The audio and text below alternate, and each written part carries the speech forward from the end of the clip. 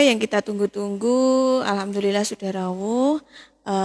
Narasumber kita, Dr. Aprilia Ermayanti SPA. Beliau merupakan dokter spesialis anak di Klinik Ultima. Kami panggil bersama Dr. Aprilia SPA. Monggo dokter. Assalamualaikum dokter. Waalaikumsalam warahmatullahi wabarakatuh. Alhamdulillah ya dok ya, kita dipertemukan dalam keadaan yang sehat seperti ini ya dok ya. Iya, alhamdulillah rabbil alamin. Oke dok, ini soalnya sudah banyak yang menunggu nih dok. Oh iya. Kita kan pagi ini akan membahas paracetamol sirup, apakah benar bisa memicu gagal ginjal pada anak? Monggo dokter langsung disampaikan pendapat dokter itu, apakah menurut dokter itu benar atau tidak? Ya, terima kasih Mbak Ani selaku moderator. Assalamualaikum warahmatullahi wabarakatuh. Selamat pagi sahabat Klinik Ultima semuanya, mami, bunda semuanya. Alhamdulillah pada kesempatan pagi hari ini kita bisa melaksanakan acara bincang sehat ini ya, saling bertukar informasi dan yang terkini tentang yang memang baru hangat-hangatnya, baru panas-panasnya beritanya ya. Jadi tema kita pada pagi hari ini tentang gagal ginjal akut dengan paracetamol gitu ya. Iya dok. Ini mungkin untuk definisi istilah gagal ginjal ini istilah lama ya. Jadi yang terbaru itu namanya bukan gagal ginjal lagi tapi gangguan ginjal akut. Atau bahasa Inggrisnya akut kidney injury AKI itu. Nah yang terjadi saat-saat ini itu gagal ginjal akut progresif yang atipikal. Artinya gagal ginjal sendiri itu definisinya adalah terjadi penurunan fungsi ginjal. Ditandainya dengan dari pemeriksaan laboratorium itu terjadi peningkatan dari zat-zat metabolik. Jadi ginjal itu kan kita setiap manusia itu terdapat dua ginjal ya, kiri dan kanan. Letaknya itu di bagian agak belakang, di punggung bagian bawah gitu sekitar situ. Nah, fungsi ginjal itu sendiri adalah satu itu mengeluarkan kelebihan cairan. Kemudian yang kedua adalah mengeluarkan zat-zat metabolit itu yang zat-zatnya tidak berguna lagi untuk dikeluarkan melalui urin, melalui buang air kecil ya. Nah, itu jadi kalau fungsinya terganggu, gejalanya ya satu, karena dia fungsinya mengeluarkan cairan itu jadi tidak bisa keluar cairannya. Jadi gejalanya biasanya bisa terdapat bengkak-bengkak pada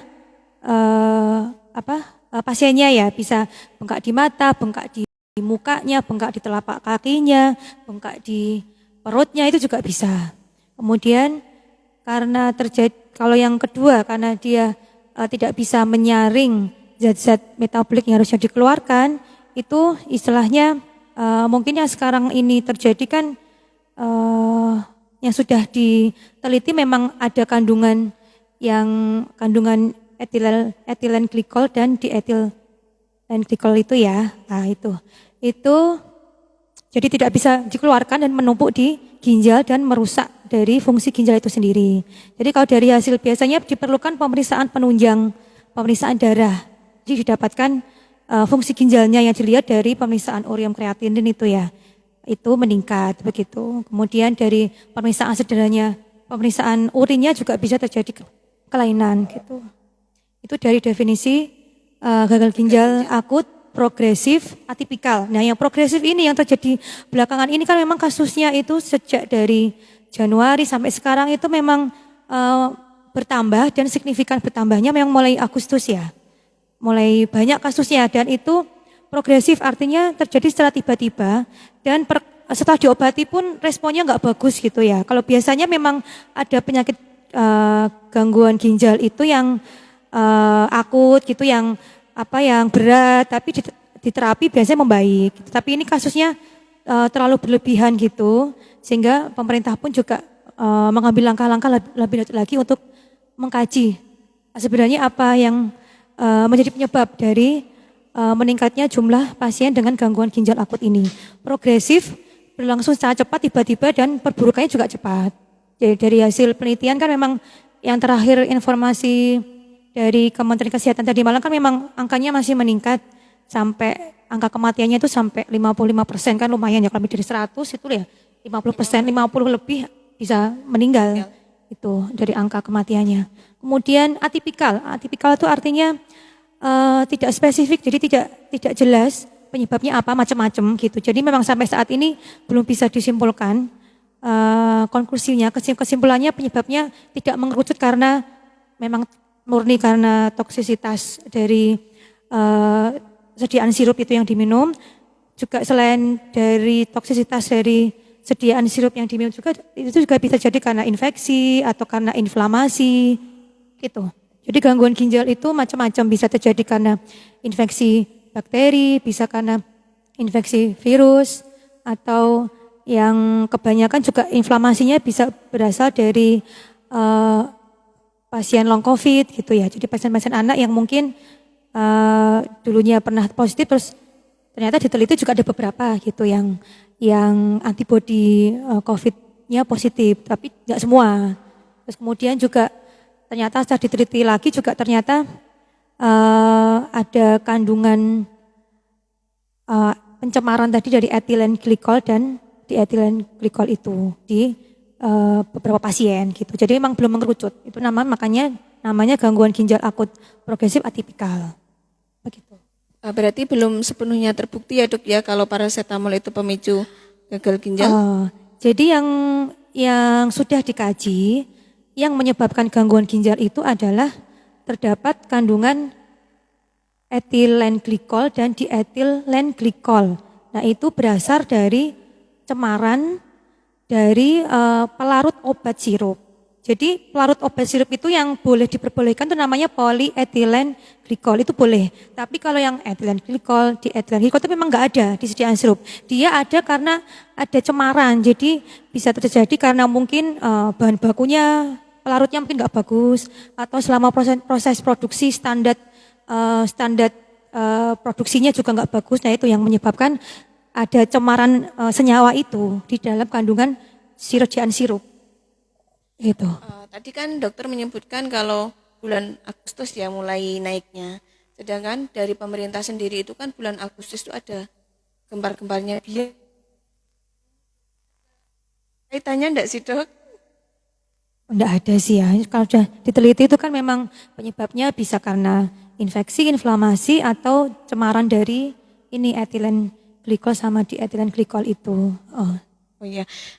Terus saat ini kan dari ibu-ibu tentunya yang punya anak termasuk saya ya dok ya, lagi bingung nih dok, sewaktu-waktu anak kita demam terus batuk pilek kayak gitu kan, sebelumnya kan sirup dari apotek itu sudah cukup ya dok ya, terus ada langkah-langkah tertentu ya dok yang bisa di-share ke kita penanganan awal untuk anak yang demam batuk pilek kayak gitu dok? Oh ya, ya memang yang dirisaukan ibu-ibu, bunda-bunda dan mami sekalian kan itu ya, iya, kan obat paracetamol itu ya, obat turun panas itu kan mungkin lakunya kayak seperti kacang gitu, bebas dibeli, setiap saat bisa dibeli gitu ya.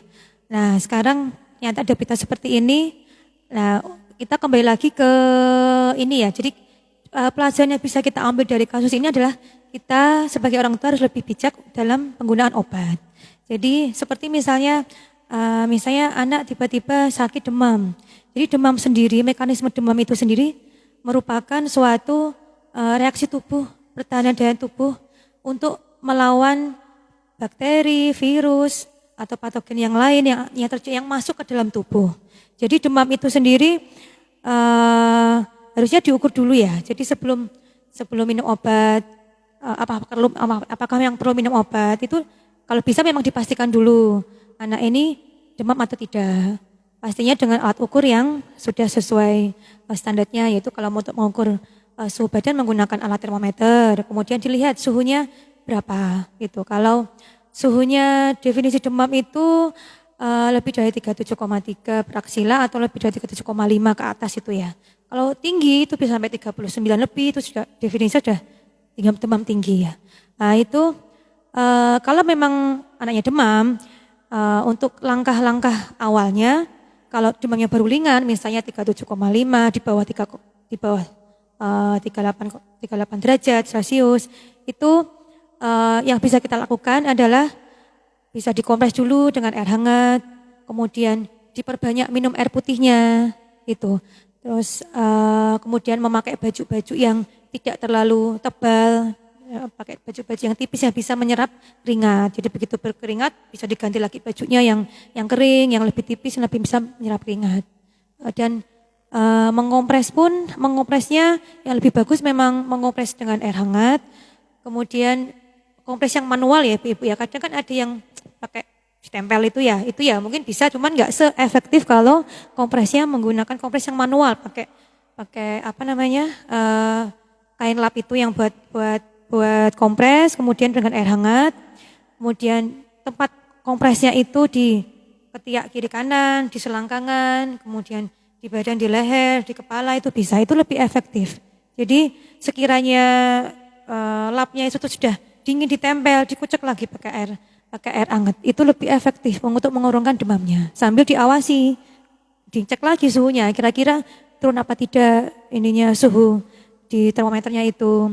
Kalau misalnya sampai tinggi lebih dari 38,5, 39, jadi batasannya sebenarnya nggak dibatasan ya. Kalau paling enggak 38 lebih lah. Nah itu baru mungkin diperlukan obat yang diminum, gitu. Terus juga tadi ditambah juga intake-nya, minumnya. Biasanya kalau anak-anak panas tinggi terus minumnya berkurang, biasanya malah lebih gampang naiknya, lebih panas gitu suhunya. Jadi dipastikan minumnya juga mau. Itu nanti bisa dipantau untuk selanjutnya panasnya kira-kira menetap atau tidak. Mungkin kalau baru sehari, 2 hari, itu insya Allah tubuh itu punya mekanisme untuk itu tadi ya, sesuatu pertahanan daya tahan tubuh dari kita. Jadi asalkan anaknya masih mau minum, kemudian masih aktif, kemudian masih bisa normal lagi setelah diminumi obat panas atau di kompres, kalau minum itu sebenarnya masih bisa ditunggu. Jadi kira-kira ya 2 hari lah gitu. Bagaimana responnya kalau misalnya panasnya masih berkelanjutan, nah itu mungkin perlu diperiksakan dulu ke dokter, ke fasilitas kesehatan terdekat, apakah memang perlu obat atau perlu pemeriksaan lebih lanjut lagi, gitu. Begitu juga dengan batuk pilek ya, kalau batuk pilek ringan biasanya masih bisa dipantau dulu lah, kira-kira batuk pileknya itu masih ringan atau tidak, mengganggu apa tidak. Nek batuk pun juga suatu mekanisme pertahanan daya tahan tubuh juga, ada sesuatu yang merangsang di tenggorokan, entah itu benda asing atau lendir, nah itu responnya batuk. Nah kalau batuknya kira-kira masih bisa, frekuensinya masih bisa dihitung, 1, 2, 3 lah sehari, itu mungkin masih batuk normal, bukan batuk yang patologis. Tapi kalau misalnya sudah ditunggu sehari, 2 hari, sampai 3 hari kok batuknya tambah ngekol, tambah sering frekuensinya, mungkin perlu diberikan tambahan obat-obatan begitu. Meskipun sebenarnya kebanyakan batuk pilek itu menyebabkan virus, itu sebenarnya self limiting disease, jadi bisa sembuh sendiri. Asalkan ya tadi mungkin untuk penunjangnya ya dipastikan minumnya cukup, kemudian kalau masih mau makan ya juga nutrisinya juga diperkuat gitu, diperbaiki biar imunnya itu lebih kuat dibanding kumannya yang masuk tadi. Terus saya pernah baca-baca itu di berita ya dok ya, selain yang jenengan sebutkan tadi yang pakai kompres jika demam itu kan bisa pakai obat yang dimasukkan lewat anal atau dubur. Itu sebenarnya direkomendasikan bagi bunda-bunda yang awam enggak sih dok? Oh iya, kalau ya pilihan obatnya sekarang ini sementara ya ibu-ibu ya. Memang kan sediaan sirup sekarang belum masih di stop dulu gitu, ditarik dulu. Sementara penggantinya bisa dalam bentuk tablet atau suppositoria yang dimasukkan ke dalam anus. Itu kalau misalnya kita tahu cara memasukkannya, ibu-ibu di rumah boleh diperbolehkan. Cuman kelemahannya kerugiannya itu indikasinya ya kalau misalnya dimasukkan lewat dubur itu, kalau misalnya panasnya tinggi sampai 40, 395 lebih ke atas lah. Nah itu lebih cepat, jadi dia penyerapannya di dalam anus itu lebih cepat terserapnya, jadi lebih cepat untuk menurunkan demamnya. Itu pun sebenarnya tidak direkomendasikan untuk dilakukan berkali-kali seperti obat minum kan kita bisa, kalau obat diminum panas kan bisa sampai 4 jam sekali pengen cepat atau 6 jam 8 jam sekali. Tapi kalau misalnya mau pakai yang dimasukkan duplik terus rasanya ya tidak nyaman nanti anaknya. Itu jeleknya sih itu kelemahannya. Boleh saja asal tahu cara memasukkannya ke dalam anus gitu. Sebenarnya banyak sekali pertanyaan ini ya dok ya. Ini dari Fazila Adia, faktor apa sih yang menyebabkan anak bisa mengalami gagal ginjal dan bagaimana ciri-cirinya dok? Oh iya, faktor apa saja? Jadi kita semua itu bisa ya ada risiko kena ya. Biasanya kan tergantung penyebabnya tadi ya. Jadi penyebab gagal ginjal itu bisa karena infeksi pun bisa macam-macam, bisa bakteri, infeksi virus. Misalnya yang sering kejadiannya itu dari batuk pilek itu kan kadang ada kuman yang istilahnya namanya Streptococcus itu ya. Itu bisa gejalanya dari batuk pilek. Itu bisa istilahnya kumannya itu bisa jalan-jalan gitu. Jalan-jalan ke jantung, jalan-jalan ke ginjal itu bisa. Itu kalau memang bakterinya patogen tadi, kalau jadi itu ada Streptococcusnya. Itu nanti kalau diperiksa lebih lanjut bisa di rumah sakit biasanya untuk dibuktikan apakah ada mengandung kuman itu gitu, infeksinya. Itu dari infeksi dari batuk pilek bisa atau dari luka di kulit itu juga bisa. Sama juga sih itu pencetusnya juga Streptococcus juga kumannya. Jadi kayak ada luka koreng, digaruk sampai ya namanya luka seperti itu ya kotor. Nah itu bisa resiko juga ada kuman-kuman yang dari kulit masuk ke dalam darah, jalan-jalan dia menetapnya di ginjal. Jadinya ketawanya, gejalanya ya tadi mungkin bisa terjadi bengkak-bengkak, matanya sembab, mukanya juga sembab atau kakinya di telapak pergelangan kaki itu ya. Nah itu kelihatan bengkak gitu. Terus atau ya lihatnya ya dari muka kalau sudah sampai berat biasanya memang bisa sampai semua bengkaknya di mata, di mukanya juga kelihatan lebih gemuk gitu. Kemudian di perutnya juga rasanya lebih besar perutnya itu karena sudah ada cairan yang di perut atau di paru-paru juga bisa sampai anaknya sesek itu juga bisa. Itu dari ciri-cirinya seperti itu. Atau kalau yang kasus yang akut progresif ini itu pipisnya dari frekuensi buang air kecilnya. Frekuensi buang airnya berkurang atau tidak kencing sama sekali.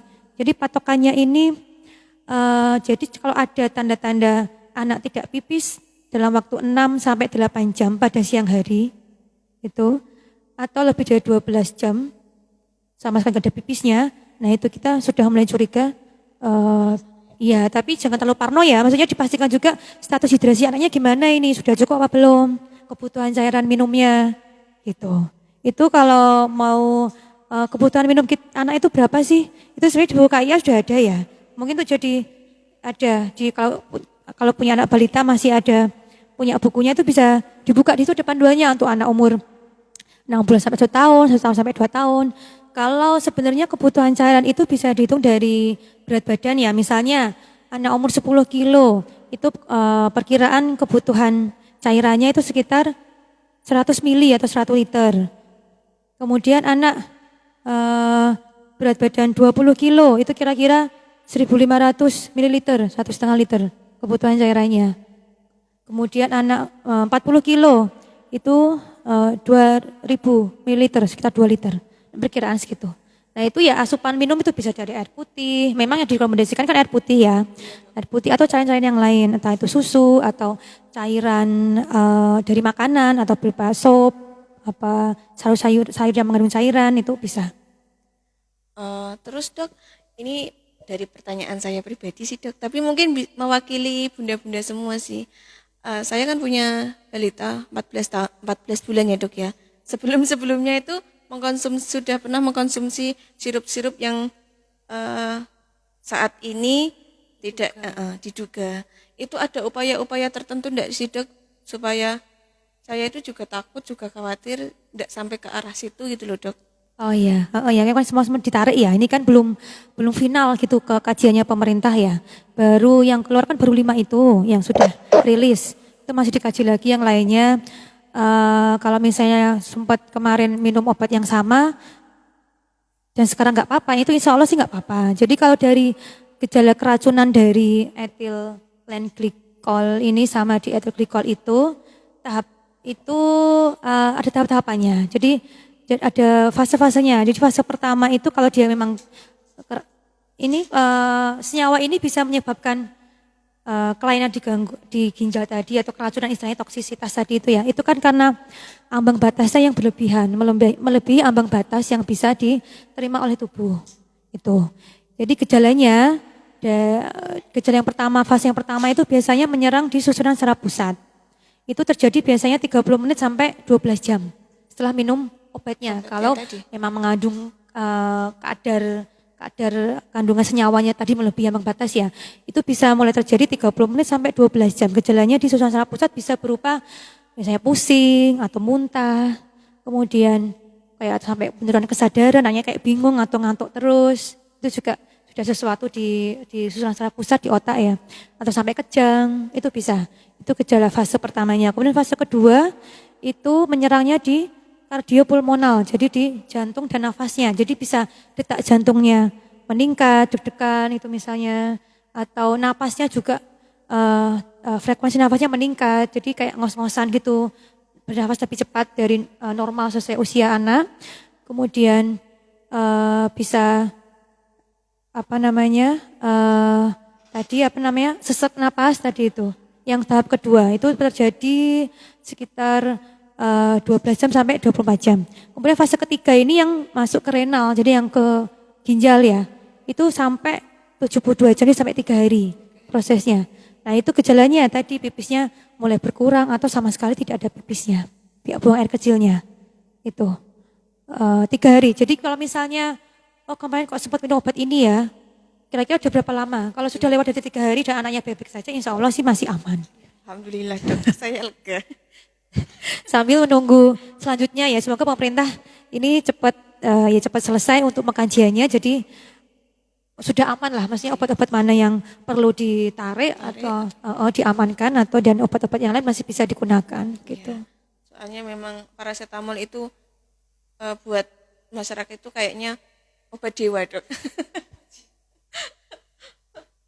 Terus dari Pak Francisca, berarti jika menggunakan obat paracetamol yang tidak ada kandungan etilennya tadi enggak apa-apa ya kak ya dok ya? Iya, jadi kan pasti baru dikaji ya Mam, maksudnya yang baru rilis kan baru 5 itu yang melebihi batas batas amanan kadarnya. Jadi untuk memeriksa kandungan etilen itu pun mungkin kan enggak segampang yang kita kira ya. Itu ya tugasnya pemerintah sama produsen obat itu. Ya nanti kita tunggu berita informasi selanjutnya saja. Kalau memang itu tidak termasuk obat-obat yang melebihi ambang batas, insya Allah masih aman. Jadi itu karena cemaran itu pun kan mungkin ya ada kadarnya tadi loh. Ada kadar ambangnya tadi. Memang harusnya nggak ada. Cuman pelarutnya sirup tadi itu yang mungkin tercemar tadi. Entah karena produksinya tidak sesuai standar atau bahan bakunya memang standarnya nggak bagus dari situ. Terus dok, sediaan vitamin buat bayi balita itu kan kebanyakan sirup ya dok ya. Tapi untuk saat ini gimana untuk vitamin yang bisa diberikan oleh tenaga kesehatan dok? Iya, untuk sementara ini opsinya tuh semua sediaan sirup. Entah itu vitamin, entah itu pemanis obat, itu juga ada yang sirup ya. Itu sementara memang untuk sementara ditarik dulu. Gitu, belum boleh perjualbelikan dulu, diresepkan dulu. Jadi bisa beralih ke bentuk yang tablet atau supositoria tadi. Jadi sebenarnya ditahan dulu lah. Jadi bisa jangan sampai sakit dulu. Jangan sampai sakit, dijaga anak-anaknya. Gitu. Berarti dari asupan dari pola hidupnya, iya, asupan jadi makanannya, bunda yang harus berperan aktif ya dok. Iya, ya? jadi untuk kembali lagi ke PHBS, perilaku hidup bersih dan sehat. Dari makanannya, kemudian dari nutrisinya, jenis makanannya, dari lingkungan sekitar rumah, di dalam rumah itu sendiri, lingkungan mungkin sekolah, kalau anaknya sudah mulai sekolah, di lingkungan sekolah, kemudian sanitasi, kebersihan lingkungannya juga, kebersihan air minumnya, itu juga faktor-faktor yang menentukan status kesehatan seorang anak ya kita ya. Terus ada pertanyaan lagi dari Wijayanti Wiwit. Normal pipis anak-anak sehari berapa kali, Dok? Soalnya anak saya kalau kebanyakan pipis, BB-nya turun. Oh iya, kalau frekuensi buang air kecil itu rata-rata normalnya tiap 4 jam. Sekali itu harusnya sudah ada produksi urinnya ya. Itu anak usia berapa ya, Dok ya? Itu Bisa disebutkan. kalau masih usia anak ya mulai 2 tahun ke atas lah, 3 tahun itu. Setelah itu kalau masih umur bayi-bayi 1 bulan pertama itu kan memang frekuensinya lebih banyak lagi. Gitu. Bisa tiap kali minum buang air kecil gitu. Sambil selain dilihat dari frekuensi buang air kecilnya, berarti kalau tiap normal 4 jam, maksimal ya 6 jam itu ya. Berarti dalam 24 jam itu paling tidak ada 4 sampai 6 kali sehari. Kemudian kalau siang tadi itu ya, kalau siang itu memang produksi kita kan aktif ya, aktif gitu. Bangun anaknya bisa nggak tidur ya. Itu memang harusnya 6 jam, batasnya 6 sampai 8 jam tadi kalau siang. Tapi kalau malam itu memang ada hormon yang mengatur produksi urin itu memang lebih sedikit produksinya. Jadi ya bukan berarti terus, 8 jam malam nggak pipis, ini gimana? Terus langsung dibawa ke IGD, saya nggak pipis. Itu ternyata paginya pas bangun pipis banyak. Nah itu masih normal. Jadi yang dikhawatirkan itu kan kalau siang hari 6 jam 8 jam nggak pipis, selain dari frekuensi pipisnya juga dari warna pipisnya, warna urinnya. Jadi kalau bisa dilihat di Pampers juga bisa dilihat ya. Kalau misalnya pakai Pampers ya sering dilihat paling enggak 4 jam 6 jam itu dilihat ada pipisnya enggak gitu. Terus kalau dari warnanya juga bisa dilihat ya. Kalau misalnya di Pampers itu kan bisa kelihatan kuningnya kuning jernih, kuning pekat atau coklat lebih kecoklatan oranye gitu. Kalau yang bagus kalau minumnya cukup harusnya kuning jernih. Kalau sudah kuning pekat agak oranye atau coklat itu tandanya sudah kurang pekat, urinnya jadi kurang, minumnya masih kurang anaknya. Terus sebenarnya sudah ada temuan kasus gagal ginjal anak di Pati enggak sih, Dok? Kalau di Pati belum ada. Info terakhir yang saya simak itu sih di Jawa Tengah juga kayaknya belum ada. Jawa Tengah belum. Iya. Terakhir kemarin saya nyimaknya kayaknya hari kemarin ya, itu belum ada. Masih curiga tapi belum mengerucut karena cemaran etilen glikol ini belum ada di Jawa Tengah. Oke. Oh, kurang dekat.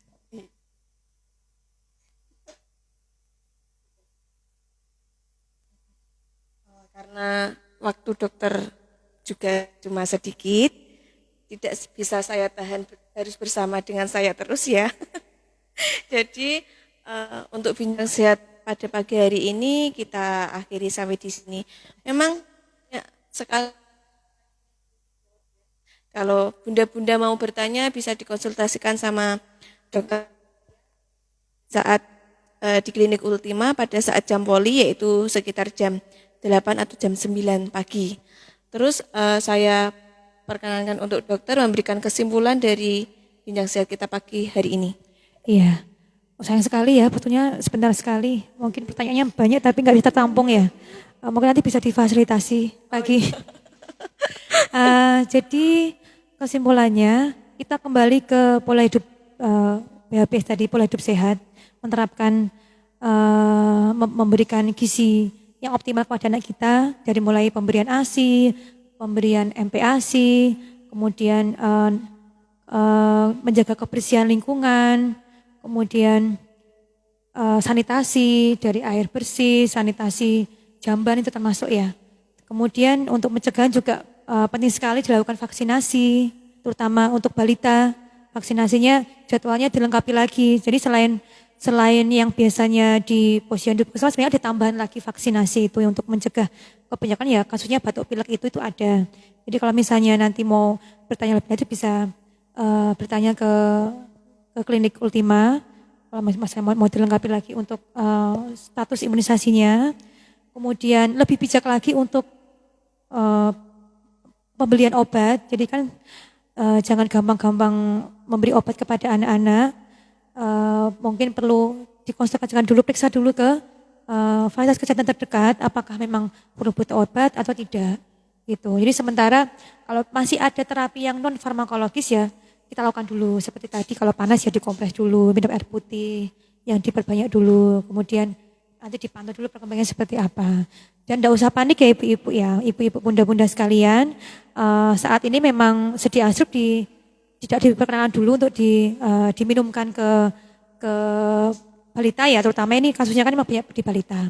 Ya, Dok. Sementara kalau memang butuh obat, nanti bisa periksa dulu ke dokter, bisa diganti obatnya dalam bentuk tablet atau yang suppositoria. Oke, terima kasih ya Dok atas waktunya ya Dok ya. Semoga kita bisa bertemu di kesempatan lainnya dengan pembahasan yang berbeda. Ya, terima Oke, kasih. saya izinkan dokter untuk meninggalkan tempat.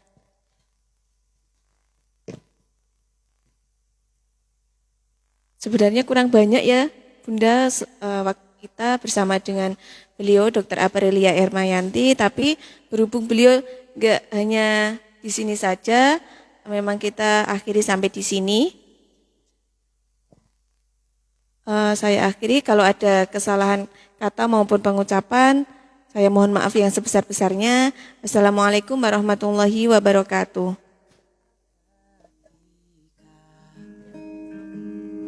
Hatimu telah tersenyum lagi, aku yang kau lupa.